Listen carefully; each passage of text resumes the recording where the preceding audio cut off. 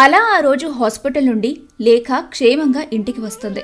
అందరూ అనుకునేదేంటంటే సీత తన తప్పు తెలుసుకొని మారిపోయింది అని.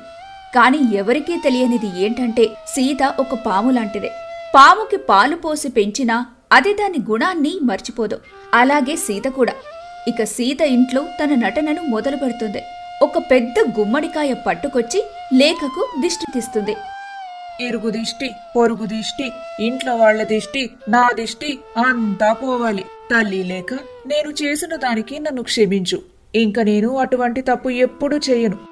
అప్పుడు లేఖ తన మంచి మనసుతో, పర్వాలేదమ్మా, మీరు ఆస్తిపై ఉన్న దురాశతో ఇలా చేశారు. కానీ ఇప్పుడు మీరు మారిపోయారు కదా, నాకు అదే చాలు. ఇక నీ నటనా కార్యక్రమం అయితే లేఖ ఇంట్లోకి వస్తుంది. ఏంటి నాన్న మీరు అలా మాట్లాడతారు? జరిగిందేదో జరిగిపోయింది. దాని గురించి ఊరికి ఆలోచించడం మంచిది కాదు. మీరు కూడా ఆ విషయాన్ని మర్చిపోండి. ఇక ఏమీ మాట్లాడకుండా మౌనంగా ఉంటాడు. పర్వాలేదులే రాణి, నేను తప్పు చేసిన దానికే కదా మీ నాన్న ఇలా అంటున్నారు.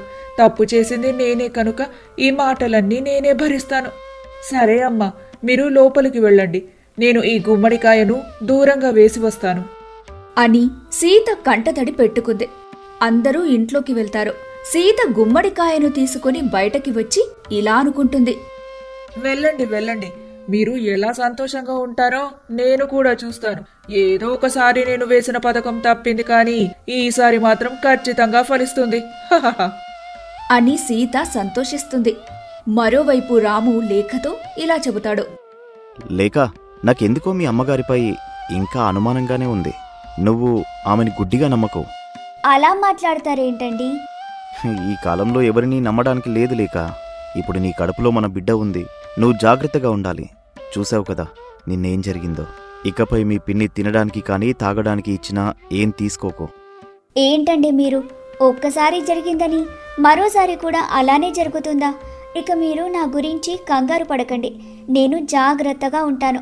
అలాగే మన బిడ్డని కూడా జాగ్రత్తగా చూసుకుంటాను. ఇలా అన్నావు, బాగుంది. రాము లేఖతో మాట్లాడుతూ ఉండగా అప్పుడే రాముకి ఒక ఫోన్ కాల్ వస్తుంది. హలో, చెప్పండి. ఏంటి, నిజమా? మరి ఇప్పుడు ఎలా? అలాగే, సరే అని రాము కంగారుగా మాట్లాడి ఫోన్ పెట్టేస్తాడు. ఏమైందండి కంగారుగా ఫోన్ మాట్లాడారు? అది మన ఆఫీస్ నుండి కాల్ వచ్చింది లేక. ఈ మధ్యనే కొత్తగా ఒక బిజినెస్ స్టార్ట్ చేశాం కదా, అందులో కొన్ని తప్పులున్నాయి. నేను వెంటనే వెళ్ళి వాటిని సరిచేయాలి. లేకపోతే ఉన్న బిజినెస్ కూడా చేయి జారిపోతుంది. ఇప్పుడు నా కంగారు అంతా దాని గురించే. అయ్యో అవునా అండి, ఏం కాదు, మీరు ధైర్యంగా ఉండండి. అలాగే లేక, నేను వెళ్ళి అమ్మ వాళ్ళతో చెబుతాను అని చెప్పి రాము హాల్లో కూర్చున్న సురేఖ వద్దకు వెళ్తాడు. అమ్మా, నేను రేపు వెంటనే బిజినెస్ పనిపై బయటికి వెళ్ళాలి. ఒక వారం తర్వాత ఇంటికి వస్తాను. ఇంత సడన్ గా ఏంటిరా? చిన్న పనమ్మా, వెంటనే వచ్చేస్తాను కదా. అలాగే. ఇదంతా సీత వింటుంది. ఆహా, రాము పని మీద బయటికి వెళ్తున్నాడు. ఇదే మంచి అవకాశం. రాణి, నువ్వు నా చేతిలో నుండి ఈసారి అస్సలు తప్పించుకోలేవు. నిన్ను ఎవరు కాపాడతారో నేను చూస్తాను. ఇక ఆ రోజు ముగిసిపోతుంది. మరుసటి రోజు, లేక వెళ్ళి వస్తాను. నువ్వు జాగ్రత్తగా ఉండు. టైంకి టాబ్లెట్స్ వేసుకో.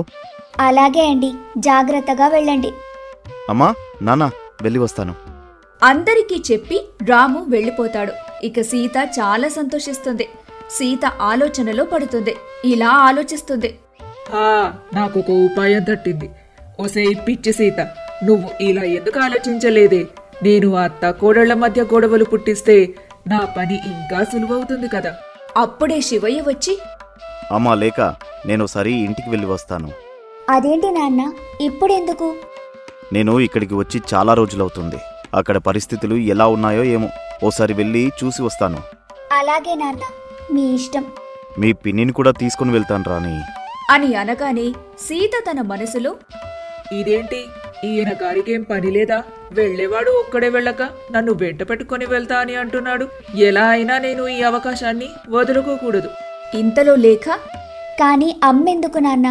మీరు రేపు వచ్చేస్తారు కదా, అంటే మీరిక్కడి నుండి వెళ్ళిపోతున్నారా?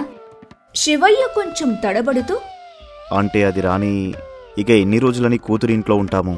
మీకు కూడా ఇబ్బందిగా ఉంటుంది కదా. అలాగే నా ఆరోగ్యం కూడా బాగుపడింది. ఊర్లో మన పొలాన్ని కూడా చూసుకోవాలి. ఓ అవునా, అయితే సరే నాన్న, కానీ అప్పుడప్పుడు వస్తూ ఉండండి. అప్పుడు సీత, ఏమండి, నేను మీతో రాలేనండి. ఏం మాయరోగం? అదేంటండి అలా అంటారు? లేఖ గర్భవతి. తనని ఈ పరిస్థితిలో వదిలి నేను ఎలా రాగలను చెప్పండి? అలాగే వదిన గారు ఒక్కరి లేఖని ఎలా చూసుకుంటారు? ఏంటి మళ్ళీ తేనె పలుకులు పలుకుతున్నావు? మళ్ళీ కొత్త నాటకమా? అయ్యో, ఏంటన్నగారు అలా అంటారు? తాను బాధపడుతుంది. సీత ఇప్పటికైనా మారింది. దానికి మనం సంతోషించాలి. సీత మారిపోయింది అంటే నేను నమ్మలేను చెల్లమ్మా. మీరు నన్ను నమ్మరని నాకు తెలుసు. మీరు ఏమైనా అనుకోండి, నేను మాత్రం నా కూతురుతోనే ఉంటాను. ఉండనివ్వండి నాన్న. అలాగే తల్లి, నువ్వు చెబుతున్నావు కదా. ఇక నేను వెళ్తాను. మరి అల్లుడి గారికి చెప్పు. సరే నాన్న, మీరు జాగ్రత్తగా వెళ్ళండి. శివయ్య లేఖ చెప్పిన కారణంగా సీతను అక్కడే వదిలేసి తాను బ్రహ్మపురానికి వెళ్ళిపోతాడు. ఇంక సీత తన సంతోషాన్ని పట్టలేకపోతుంది. తను చాలా అదృష్టవంతురాలని భ్రమపడుతుంటుంది. ఇక ఎవరి గదిలోకి వాళ్ళు వెళ్ళిపోతారు. సీత తన గదిలో ఉండి ఇలా అనుకుంటుంది, ఇంకా ఆలస్యం చేయకూడదు. లేఖ సురేఖలు గొడవ పడేలా చేయాలి. కానీ ఎలా అని సీత బాగా ఆలోచించి ఒక నిర్ణయం తీసుకుంటుంది. వెంటనే సురేఖ దగ్గరికి వెళ్తుంది. తన గదిలో మంచంపై కూర్చున్న సురేఖతో ఇక చాడీలు చెప్పడం మొదలు పెడుతుంది సీత. వదినా, లోపలికి రావచ్చా? రా సీత, ఏమైనా కావాలా? లేదు వదినా, మీతో కొంచెం మాట్లాడాలని వచ్చాను. అవునా, చెప్పు ఏంటో. అదేం లేదు వదినా, నేను మీకు చాలా రుణపడి ఉన్నా. నా కూతుర్ని మీరు చాలా బాగా చూసుకుంటున్నారు. నా కూతురు అత్తని అచ్చం నాలానే ఎదురిస్తుంది అని సీత అనగానే సురేఖ కోపంతో, ఏం మాట్లాడుతున్నావు సీత? మతికాని భ్రమించిందా? నిజం మాట్లాడుతున్నా వదినా. నిజమా? ఏం నిజం? చూడండి వదినా, లేక మీరు చెప్పే ఒక్క పని కూడా చేయట్లేదు. అలాగే మీకు ఎవరికీ తెలియకుండా వాళ్ల నాన్నను కలవడానికి వచ్చింది. ఇంకా రాము తను లేఖమాయలో పడిపోయినట్టుగా ఉన్నాడేమో అని నా అనుమానం. ఏంటి, నా కొడుక? అయినా నా కోడలు చాలా మంచి పిల్ల. నా పట్ల ప్రేమ, భక్తి, గౌరవం అన్నీ ఉన్నాయి. సురేఖ ఇలా చెప్పగానే సీత ఒక్కసారిగా నవ్వుతుంది. హహ, అది మీ భ్రమ వదినా. లేఖకు ఆస్తిపై మక్కువ పడింది. తను ఆ ఆస్తికి వారసురాలు కాబట్టి ఇక మీతో ఏ సంబంధం ఉండాలి అనుకోవట్లేదు. కేవలం తన భర్త ఉంటే చాలు అని అనుకుంటుంది. చూస్తూ ఉండండి, మీ కొడుకుని మీ నుంచి దూరం చేసేస్తుంది. కావాలంటే నేను మీకు నిరూపిస్తాను అని సీత చెబుతుండగా సురేఖ ఒక పక్క సీత చెప్పేవి నమ్మకూడదనుకుని లేఖపై అనుమానం పెంచుకుంటుంది. అది సీత అర్థం చేసుకొని తన మనసులో ఇలా అనుకుంటుంది, ఆహా, ఈవిడ గారు నా బుట్టలో పడిపోయారు. సీతా, నీ తెలివే తెలివి. ఏంటి అలానే నిల్చుండిపోయావు? నాకు నిరూపించు. అలాగే వదినా, మీరిప్పుడు వెళ్ళి లేఖను కాఫీ అడగండి. అలాగే, అడుగుతా అని చెప్పి సురేఖ లేఖ గదిలోకి వెళ్తుంది. లేఖ మంచి నిద్రలో ఉంటుంది. లేఖ, లేఖ. అబ్బా, ఏంటత్తయ్య మంచి నిద్రలో ఉండగా లేపుతున్నారు? నాకు ఒక కాఫీ చేసి పెట్టు లేఖ, తాగాలనుంది.